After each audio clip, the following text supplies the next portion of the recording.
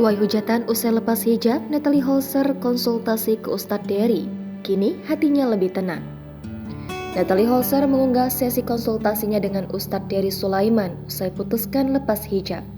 Diketahui sikap Natalie Holzer yang mengubah penampilannya dengan melepas hijab itu tuai hujatan warganet.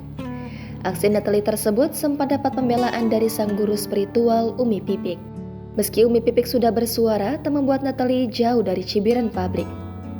Belum lama ini giliran Natalie unggah sesi konsultasi dengan Ustadz Dery Sulaiman di Instagram story akun @NatalieHolzer pada Kamis 13 Juli.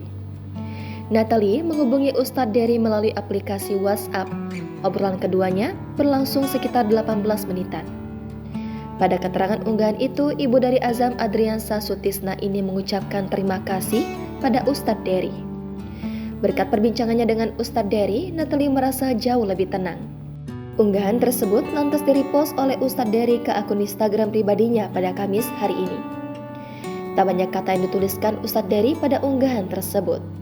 Ia hanya mendoakan agar Natalie bisa istiqomah dalam Islam. Ustadz Dery juga mendoakan agar mantan disc joki tersebut bisa segera kembali mengenakan hijabnya. Di Wartaka sebelumnya, Natalie dan Nadia Holzer diduga panen hujatan haters imbas keputusannya ubah penampilan. Tak tinggal diam kala dihujat, mantan istri komedian Sule tersebut bakal menindak tegas haters yang menyerangnya.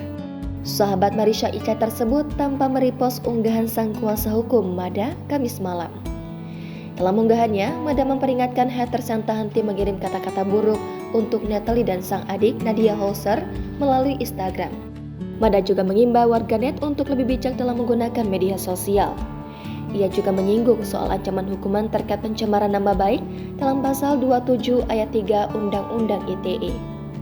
Dalam pasal tersebut tertulis ancaman hukuman pelaku pencemaran nama baik bisa dipidana paling lama 4 tahun penjara atau denda paling banyak 750 juta rupiah.